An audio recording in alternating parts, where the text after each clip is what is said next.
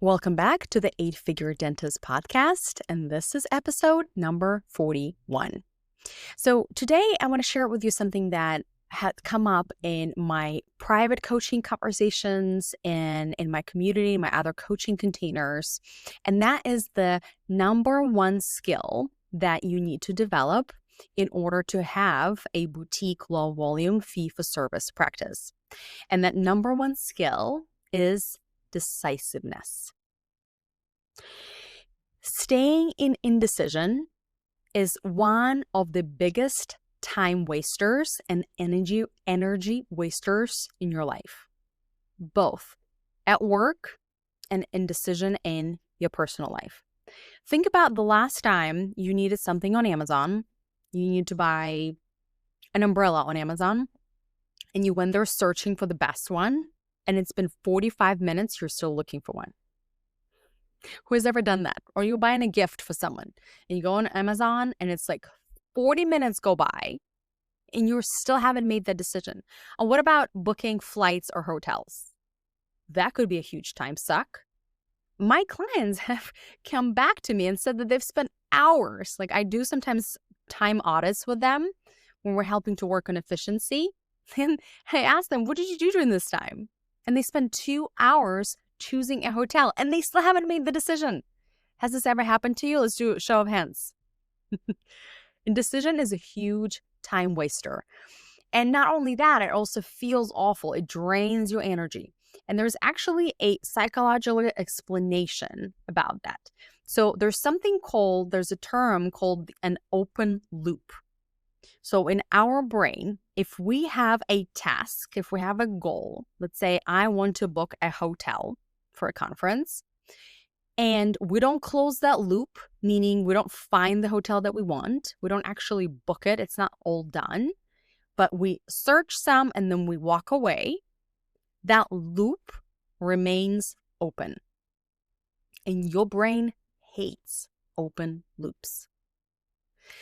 Think of it as on your desktop, if you have multiple open windows, you looked at this, you look at this, you look at this, you have all these tags, all these colorful tags. And if you ever have to share your screen with someone, you're terrified because they can see this whole mess. It's the same thing with your brain. All of these unfinished decisions are weighing tremendously on your brain. And that slows you down, that makes you less efficient, that actually makes you even more irritable because your brain does not like it. Our brains love completion. You know this feeling, how amazing you feel when you have completed a task. You said you're going to clean the car and you actually clean the car. You said that you will finish all your charts for the day and you actually finish all your charts. It feels good because there's a dopamine release in your brain when there's a completion of the task. It's a biological mechanism that wires us for task completion. But when you leave that decision unanswered, it remains that open loop in your brain, and that irritates your brain. Your brain hates that. And that will affect your mood, that will affect your productivity, that will affect how you're showing up with your patients, that will affect your conversion rates, by the way. So if you're not converting at 90 or 100%, well, first, you need to learn from the Art of the Yes and other places where I'm teaching this, how to do this with cash paying patients. But secondly, how you feel affects that. So same thing with your private life, right? Like if you have these multiple indecisions, you're bickering with your husband because you still haven't picked the hotel where we're going or the dates, or these things are uncoordinated. He's going to a work conference and you need to know when you need extra hours for the nanny, and you guys are talking about it, but nobody pulled out their calendars. We haven't really decided on the dates and the times. It's weighing on you. So what I want you to take away from this podcast and the skill that I want you to develop is the skill of decisiveness. Setting a goal on what we are wanting to make a decision about, and then making that decision. And I'm going to tell you the exact 3 steps how I do it and how I teach my private clients to do that too. Okay? Now, whenever I tell you that I want you to become more decisive, your perfectionism is going to kick in. You're going to be afraid to not make the best decisions, and you haven't done enough research. And the grass is greener on the other side. The grass is always greener on the other side, but you are wasting your precious life. I always give this example with Jeff Bezos, which is terrifying for us doctors. But there was an interview with Jeff back when he was the CEO of Amazon, and they asked him, like, how do you make decisions? Like, how certain do you need to be? And he said, well, I'm pretty conservative, so I like to be about 40% certain about something before I make a decision. 40% certain? How certain are you when you make a decision? Let me guess, about like 95%? Yeah, exactly. You like to be really certain in the high 90s before you make that decision. And we're like, our whole self-concept and who we are as a doctor and what it was going to mean if we fail and if we make the wrong decision. There's like so much heaviness that you have tied in your head around making the wrong decision that 9 times out of 10, you postpone making that decision. And then you end up having all of these open loops in your brain that are weighing on you. And so you are wondering why at the end of the day, you're so frustrated. You're just exhausted. You don't have mental energy for anything else. And you think it's because you saw 60 patients. But it's also because you're emotionally drained from all of these unanswered decisions.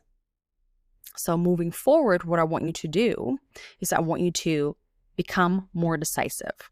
And here's how you're going to do it. You're going to decide very clearly what is the decision you are going to make about. For example, if we're booking a trip to Florida, there are multiple decisions that need to be made. First, focus on, I'm going to decide on the dates.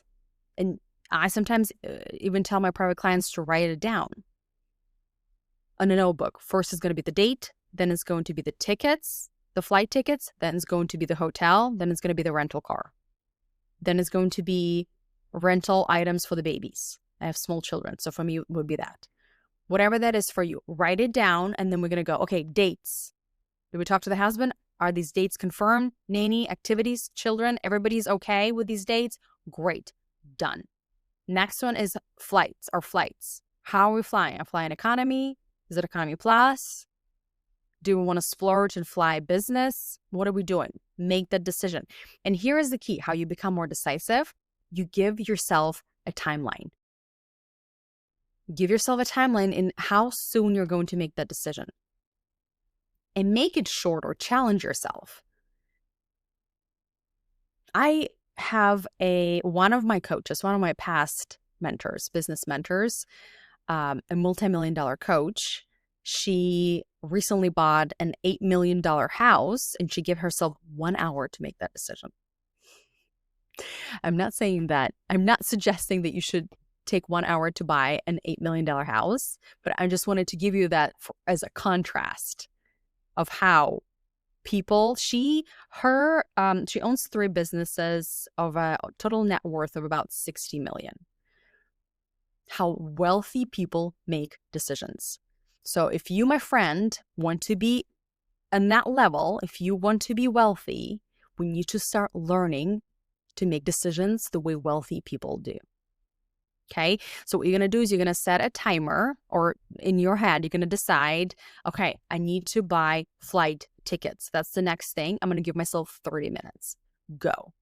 And now you're focused, and you know that by 30 minutes, you have to make that decision. And whatever you found, we're going to go with this. This is great. This is the best. So that's how you're going to start training yourself to become more decisive. And it's like a muscle. Like anything you do, the more reps you put in, the more number of times you do that, the more you will become comfortable making more decisions and making them strongly and making them confidently.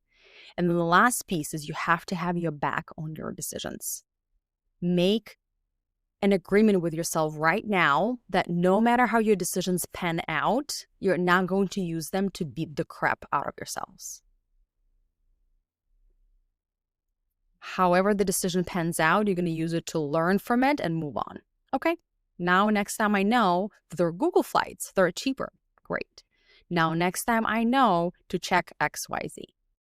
You're not going to use it to shame yourself because it will only exacerbate your lower self-worth, all those thoughts that we all have, that I need to prove somehow my worthiness, which is all a bunch of garbage.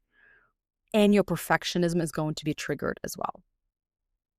So as long as you have your back and you decide how long you're going to take for you to make the decision, let's start making decisions and watch what's going to happen.